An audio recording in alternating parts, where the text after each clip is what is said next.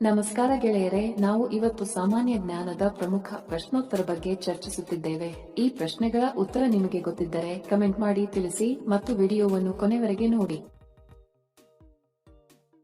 ಪ್ರಶ್ನೆ: ಕಿತ್ತಳೆ ರಾಜಧಾನಿ ಎಂದು ಯಾವುದನ್ನು ಕರೆಯುತ್ತಾರೆ? Option A Bihar, B Orissa, C Nagpur, D Karnataka.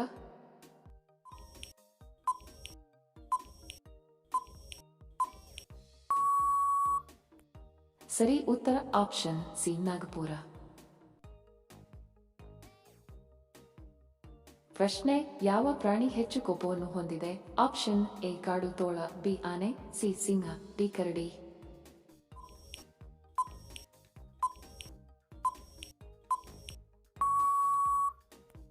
ಸರಿ ಉತ್ತರ ಆಪ್ಷನ್ ಎ ಕಾಡು ತೋಳ.